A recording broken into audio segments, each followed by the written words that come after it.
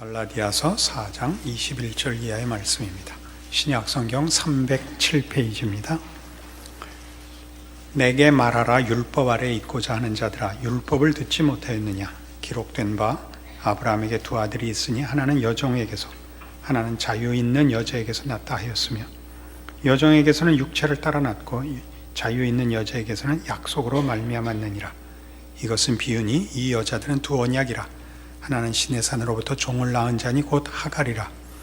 이 하갈은 아라비아에 있는 시내 산으로서 지금 있는 예루살렘과 같은 곳이니 그가 그 자녀들과 더불어 종노릇하고, 오직 위에 있는 예루살렘은 자유자니 곧 우리 어머니라. 기록된 바 잉태하지 못한 자여 즐거워하라. 산고를 모르는 자여 소리질러 외치라. 이는 홀로 사는 자의 자녀가 남편 있는 자의 자녀보다 많음이라 하였으니, 형제들아, 너희는 이삭과 같이 약속의 자녀라. 그러나 그때 육체를 따라 난 자가 성령을 따라 난 자를 박해한 것 같이 이제도 그러하도다. 그러나 성경이 무엇을 말하느냐? 여종과 그 아들을 내쫓으라. 여종의 아들이 자유 있는 여자의 아들과 더불어 유업을 얻지 못하리라 하였느니라.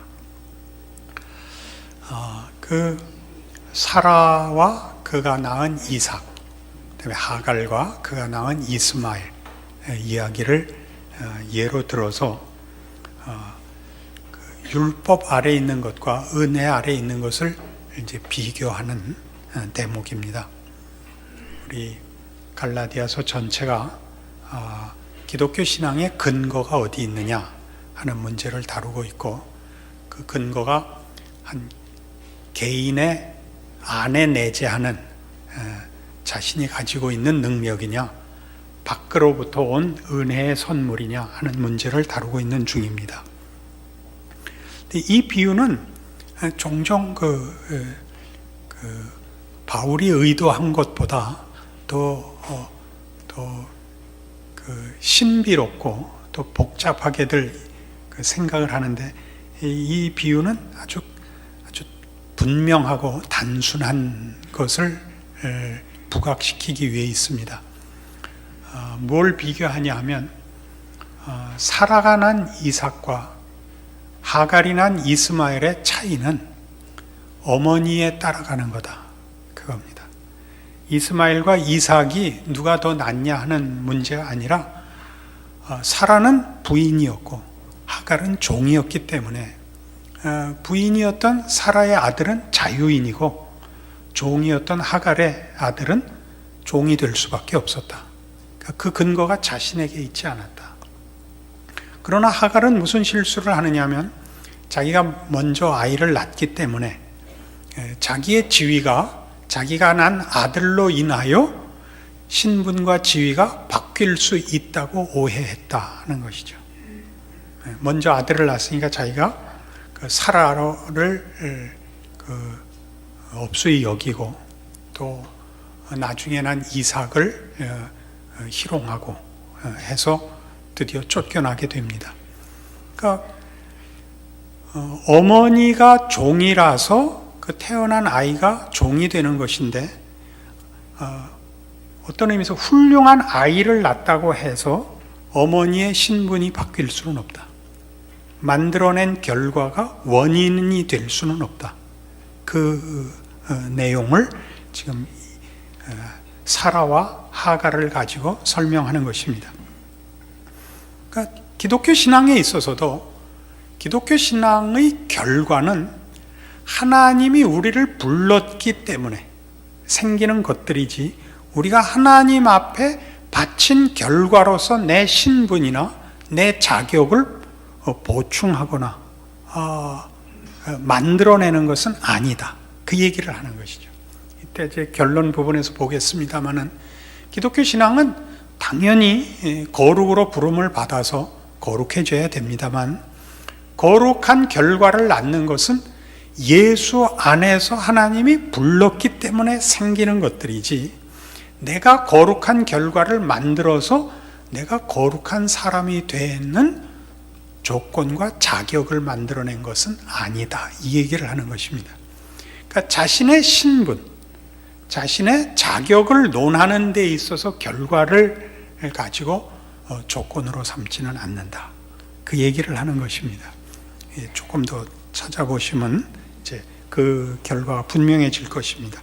우선 신명기 7장에 가봅니다. 구약성경 신명기 7장 272페이지입니다. 구약성경 신명기 7장 6절입니다. 너는 여호와 네 하나님의 성민이라. 네 하나님 여호와께서 지상 만민 중에서 너를 자기 기업의 백성으로 택하셨나니 여호와께서 너희를 기뻐하시고 너희를 택하심은 너희가 다른 민족보다 수요가 많기 때문이 아니니라. 너희는 오히려 모든 민족 중에 가장 적으니라. 여호와께서 다만 너희를 사랑하심으로 말미암아 또는 너희의 조상들에게 하신 맹세를 지키려 하심으로 말미암아 자기의 권능의 손으로 너희를 인도하여 내시되 너희를 그종 되었던 집에서 애굽 왕 바로의 손에서 속량하셨나니 그런즉 너는 알라. 오직 네 하나님 여호와는 하나님이시요 신실하신 하나님이시라. 그를 사랑하고 그의 계명을 지키는 자에게는 천대까지 그의 언약을 이행하시며 인애를 베푸시되 그를 미워하는 자에게는 당장에 보응하여 멸하시나니 여호와는 자기를 미워하는 자에게 지체하지 아니하시고 당장에 그에게 보응하시느니라. 그런즉 너는 오늘 내가 네게 명하는 명령과 규례와 법들을 지켜 행할지니라. 이 하나님께서 이스라엘을 택한 이유는 저들이 다른 민족보다 우월한 조건을 갖고 있기 때문이 아니었다 그거죠. 하나님이 이스라엘을 택하셨기 때문에 이스라엘을 기뻐하셨기 때문에 구원이라는 결과도 생겼고 하나님의 명령을 받게 되었다 이거죠. 그러니까 뒤에 있는 말씀들이 이제 그 오해 소지가 좀 있는데 그 9절에서 11절까지 있는 그러므로 너희는 하나님의 명령을 따라라. 그 명령을 따르면 복을 받고 그렇지 않으면 벌을 받는다는 조건이 아닙니다. 하나님에게 선택을 받았고 하나님의 자녀가 되었기 때문에 선택의 여지 없이 순종해야 된다. 그 얘기를 하는 것이 결론입니다. 그러니까 우리 모든 신약시대 성도들도 구약 성도들과 동일하게 예수 안에서 하나님의 부르심을 받았기 때문에 순종이 요구되는 것이지 선택이 요구되질 않습니다. 그리고 우리가 선택하거나 우리가 만들어내는 것으로 인하여 그것이 우리의 조건이고 그것이 우리의 자격이라고 생각하면 안 된다. 그 얘기를 하는 것이죠. 우리 지금 갈라디아서로 돌아오시면 계속 갈라디아서 내내 사도 바울이 언성을 높이는 가장 중요한 초점이 뭐냐 하면 갈라디아서 1장에 가보십시다. 1장 4절 그리스도께서 하나님 곧 우리 아버지의 뜻을 따라 이 악한 세대에서 우리를 건지시려고 우리 죄를 대속하기 위하여 자기 몸을 주셨다 이겁니다. 이게 언제나 근거입니다. 이게 자격이고 이게 조건입니다. 예수를 주셨다. 예수로 말미암아서 이 모든 일이 생겼다. 우리는 순종해야 된다. 선택해야 되는 것이 아니다. 물론 나중에 우리의 분발과 책임이라는 면에서 선택이라는 것이 귀하게 또 요구됩니다만 우리의 선택은 순종의 다른 표현입니다. 우리는 하나님의 자녀로 부름을 받았기 때문에 하나님의 기뻐하시는 뜻이 우리의 유일한 목표요 우리의 기쁨이 돼야 하는 존재들이 됐다. 그런 것이지 우리가 하나님의 말씀을 들으면 복을 받고 하나님의 말씀을 거역하면 벌을 받는다는 것은 선택의 폭이 두 개 있다. 선택할 수 있는 것이 두 개가 있다는 뜻은 결단코 아닙니다. 결단코 아닙니다. 그래서 또 3장 1절에도 그렇게 나왔죠. 갈라디아서 3장 1절 어리석도다 갈라디아 사람들아 예수 그리스도께서 십자가에 못 박히신 것이 너희 눈앞에 밝히 보이거늘 누가 너희를 꾀더냐. 이게 다 무슨 얘기를 하죠? 예수로만 우리라는 존재, 우리라는 이름, 운명, 그리고 약속하신 소망과 목적이 생겼다. 이 얘기를 하는 것입니다. 물론 우리 예수 믿는 사람들끼리만 통하는 얘기입니다. 예수를 믿는다는 것은 사실은 신비한 것입니다. 그것은 어떤 논리나 어떤 경험 이상의 것입니다. 어떻게 알게 됐는지 신비에 속한 것입니다. 더러 자기 자신이 예수를 믿게 된 것을 논리적으로 그 근거를 삼을 수도 있고 체험으로 근거를 삼을 수 있는지 몰라도 사실은 그 모든 근거는 예수님께서 오셔서 십자가를 지신 역사적 사실에 근거하는 겁니다. 내가 이해하는 데 논리성이나 경험이나 뭐 다른 증언들이 필요했는지 몰라도 결국 근거는 예수님이 죽으셨다는 사실이지 내가 이해했다는 사실이 근거는 아닙니다. 그렇죠? 내가 이해한 것은 우리의 근거가 오직 예수 그리스도뿐이라는 사실입니다. 그 근거를, 유일한 근거를 확보하게 되면 우리는 어떤 오해, 어떤 시험에서 벗어나게 되느냐 하면 자기 자신 안에서 근거를 가지려는 시험과 갈등에서 벗어나게 됩니다. 그리고 그 문제는 보기보다 쉽지 않은 싸움입니다. 기독교 신앙의 역사는 어느 시대나 어느 개인에게나 늘 무슨 싸움이 되냐면 예수를 믿는다는 말이 예수에 초점이 있느냐 믿는다는 말에 초점이 있느냐 하는 갈등입니다. 나는 예수를 믿는다 라는 선택, 결단, 의지에 중심을 두면 그는 자신이 한 일에 대한 성과, 그 현실이라는 것에 흔들릴 수밖에 없습니다. 갈라디아서는 전부 그 얘기입니다. 우리는 예수를 믿는다는 말이 예수에 초점이 있는 줄로 아는 자들입니다. 우리의 믿음은 종종 흔들리지만 예수라는 분이 누구시며 왜 오셨으며 무엇을 하셨느냐는 우리의 이해나 우리의 확신과 상관없이 영원한 진리입니다.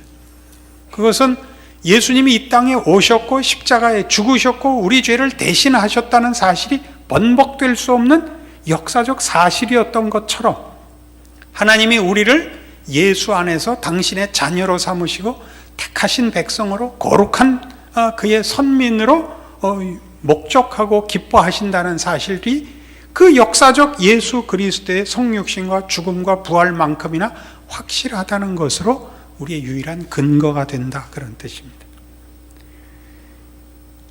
이 문제는 우리 20주년 행사할 때 왔던 커비넌트 신학교 총장이 냈던 브라이언 채플 박사가 쓴 성화의 은혜의 주제이기도 합니다.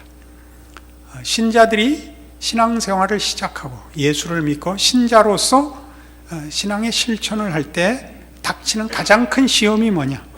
자기 안에서 기독교 신앙의 근거를 확보하려고 하는 공로주의다. 이게 그 주제였습니다. 그리고 그 책에서 역사상 이 문제에 관하여 가장 큰 공헌을 한 유명한 목사님을 소개하고 있죠. 월터 마샬이라는 17세기의 목사님이신데 그도 이 문제를 갖고 씨름을 합니다. 왜냐하면 그의 성도들이, 자기가 목회하는 교회의 성도들이 신자답지 못하게 사는 것을 인하여 자살을 시도하기까지 하는 현실을 보고 그 월터 마샬 목사님이 자기 성도들을 위하여 이 설교를 합니다. 공로주의에 대하여 우리가 예수를 믿을 만한 자격이 있기를 바라는, 그래서 자기 안에 나는 예수를 믿는 사람이 분명하다 하는 확신을 얻으려고 하는 것에 대해서 그 잘못된 것을 지적하고 설명을 합니다. 그게 이 갈라디아서와 다 연결되는 것이죠.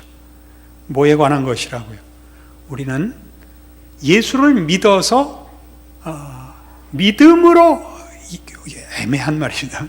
나의 결단과 의지라는 차원에서 믿음으로 우리라는 신자가 성립하는 것이 아니라 그 믿음이 성립하게 되는 예수 그리스도로 말미암아 우리의 믿음이 성립하며 나의 신자 된 것과 신자로서의 존재와 인생이 거룩한 백성으로 성립할 수 있게 된다. 이 가르침을 하는 거죠. 초점되는 싸움은 이겁니다. 이런 문제가 대두되는, 이런 문제가 설명되어야 되는 가장 큰 이유는 내가 예수를 믿고 거룩하게 살고 싶은데 현실이 그렇지 않다는 우리의 연약함 때문에 생기는 것이죠. 어느 성도나 다 이 문제에 걸려 있을 것입니다. 내가 소원하고 내가 기대하는 것만큼 신앙생활을 하지 못한다는 현실, 이 문제죠. 빌립보서 3장에 가면 이 문제에 대한 사도 바울의 아주 유명한 답변이 있습니다. 우리는 이 답을 자주 놓치는데요.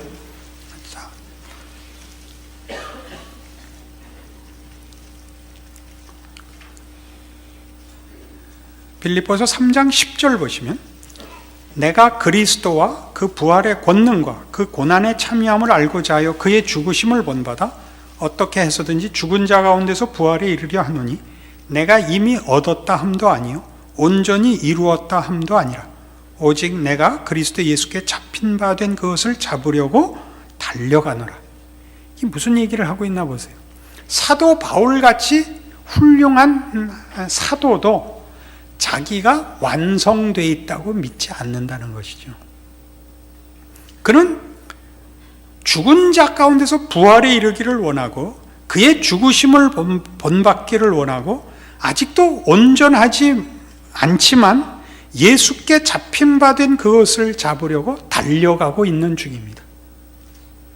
그가 우리식으로 얘기하면 사도나 되었고 이방의 사도로 큰 사명과 책임 속에 있으면서 얼마나 이런 일들이 그에게도 괴로웠겠습니까? 그에게 얼마나 큰 숙제였겠습니까?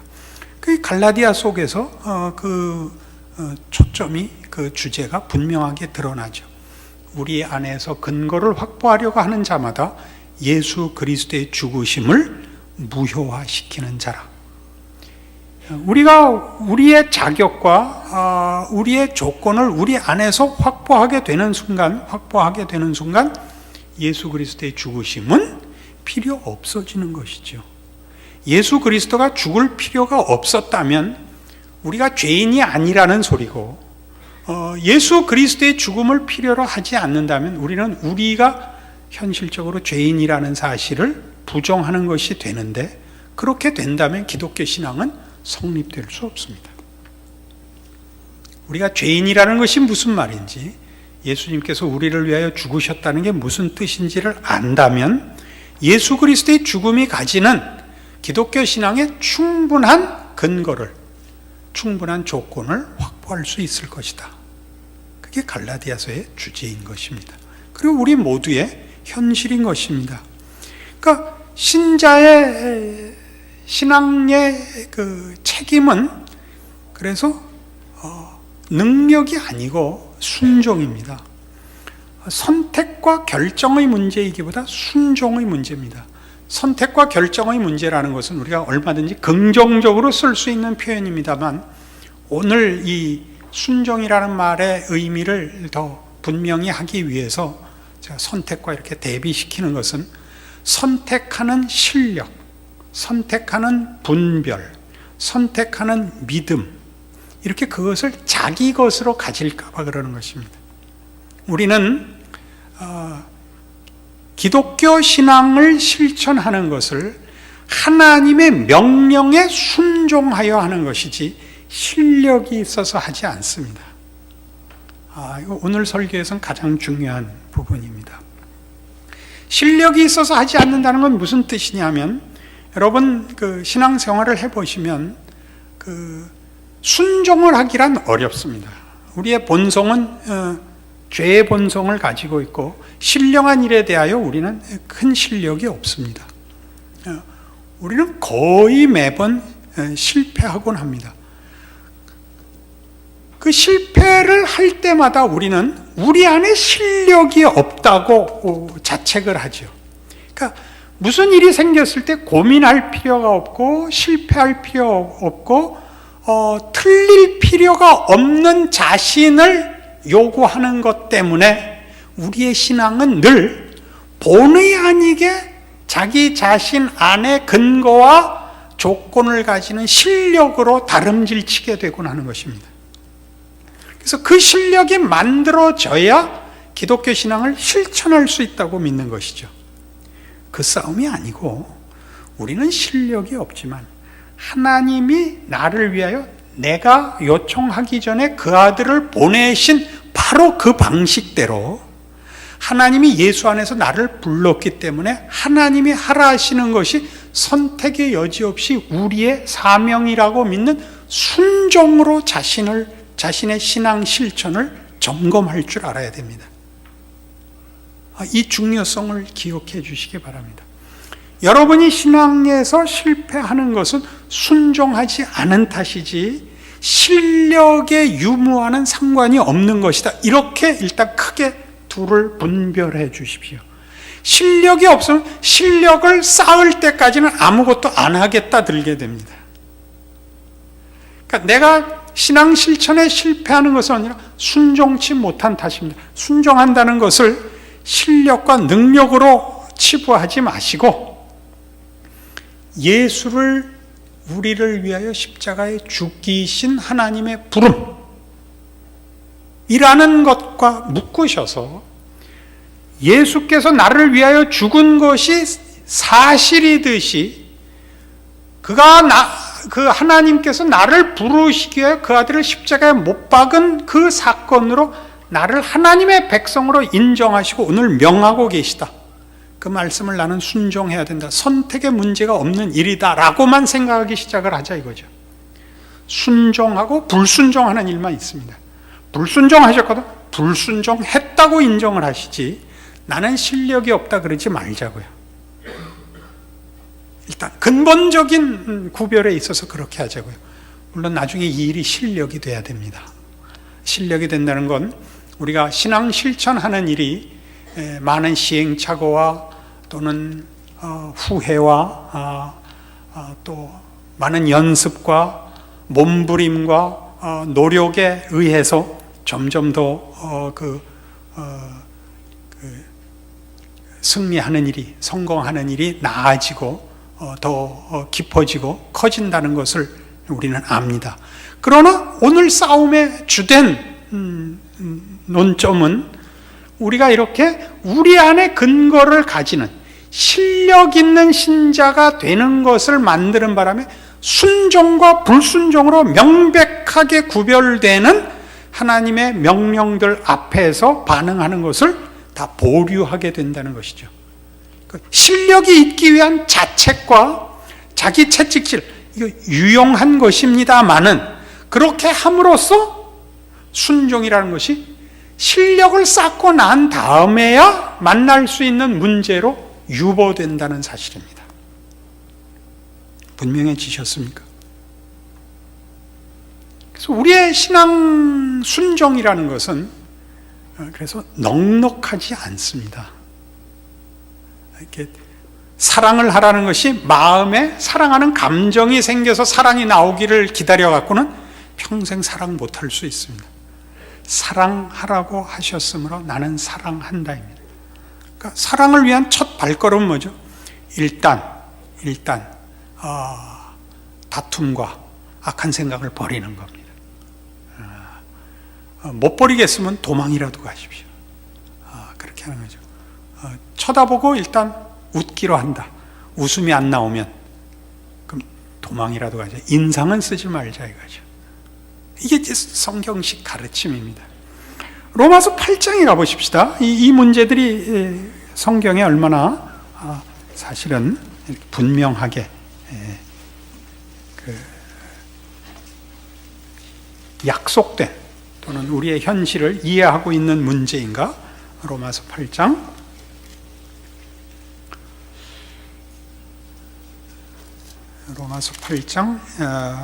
29절부터 보죠. 250페이지입니다. 하나님이 미리 아신 자들을 또한 그 아들의 형상을 본받게 하기 위해 미리 정하셨으니 이는 그로 많은 형제 중에서 맏아들이 되게 하려 하심이니라. 또 미리 정하신 그들을 또한 부르시고 부르신 그들을 또한 의롭다 하시고 의롭다 하신 그들을 또한 영화롭게 하셨느니라. 이 29절과 30절은 아주 놀랍습니다. 예수 안에서 우리를 정하셨는데 그 정하심은 구원입니다. 구원을 정하셨는데 그 구원은 시작뿐만 아니라 완성까지의 부름입니다. 그래서 31절 그런즉 이에 대하여 우리가 무슨 말하리요? 만일 하나님이 우리를 위하시면 누가 우리를 대적하리요? 자기 아들을 아끼지 아니하시고 우리 모든 사람을 위하여 내어주시니가 어찌 그 아들과 함께 모든 것을 우리에게 주시지 아니하겠느냐. 이 32절 얘기가 무슨 얘기인지 아시겠죠? 예수는 이미 줬습니다. 예수를 주어서 우리를 죄와 사망에서 꺼내고 하나님의 백성으로 부르신 하나님이 그 부르심의 완성을 실패할 리가 없다 이거죠. 그 아들을 주시니가 그 아들과 함께 나머지 무엇을 더 아낄 것이 있겠느냐. 그 아들을 주신 것보다 더 큰 것이 뭐가 있겠느냐. 그 논리입니다. 우리가 예수를 믿으면서 자책하는 것이 다 왜 오냐 하면 예수를 믿었기 때문에 오는 자책이거든요. 예수를 안 믿으면 안 생기는 자책이죠. 내가 신자답지 못하다. 나는 왜 신앙이 요거밖에 안 될까? 예수를 믿는다는 절대 조건 하에서 생기는 자책입니다. 우리가 그 자책 속에서 뭘 발견해야 되냐면 예수를 주신 것이 취소될 수 없는 것처럼 예수를 주실 때 하나님이 당신의 모든 것을 주신 것처럼 우리가 아직 죄인 되었을 때 그 아들을 십자가에 죽이시는 하나님이 그렇게 시작한 구원을 실패하실 리 없다. 이걸 하는 거죠. 그러면 아까도 결론 부분에서 이미 우리가 언급하고 지나간 것 같이 실패하실 리가 없으니까 평안을 주십시오, 확신을 주십시오, 감동을 주십시오라고 가지 말잔 말이죠. 그러기를 바라는 한은 우리는 자신에게 조건과 능력을 채우느라고 신앙의 실제적인 실천의 시간을 놓치게 된다는 얘기입니다. 순종하시라고요. 그 아들을 주신 걸 변개시킬 수 없는 것 같이 우리에게 지금 선택할 문제는 순종이라는 것 하나뿐이다를 인정해야 된단 말이죠. 그래서 그렇게 사셔야 됩니다. 그렇게 하지 않은 것은 다 여러분이 여러분을 이렇게 충분하게 만들어서 보란듯이 신앙생활을 하고 싶은 겁니다. 보란듯이 하는 신앙생활이라는 없습니다. 죽을 것 같이 하는 신앙생활만 있습니다. 죽을 것 같이. 내가 할 수 없는 것을 합니다. 뭐같이?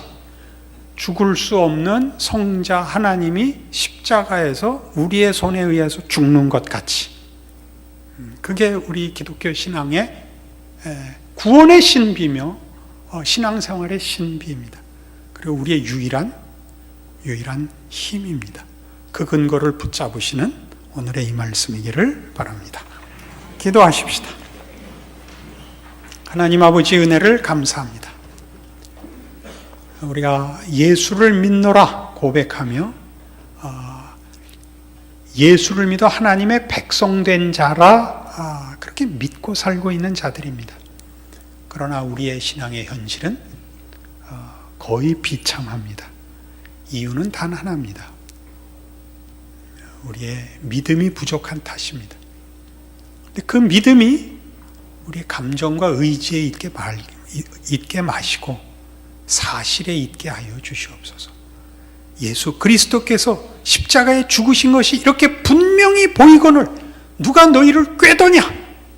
라는 사도 바울의 그 고함 소리를 우리 마음속에 늘 살려내게 하시옵소서. 우리가 신앙의 정당한 실천을 하지 못할 때마다 내가 나 스스로에게 근거를 만드느라고 실제적인 순종을 밀고 있구나. 하나님이 그 아들을 보내어 십자가에 못 박은 이 엄연한 사실을 내가 부정하고 있거나 이렇게 자신을 믿음으로 채찍질할 수 있게 하여 주시옵소서. 순종하게 하시고 승리하게 하옵소서. 그리하여 우리의 믿음이 크게 하옵소서. 예수님 이름으로 기도합니다. 아멘.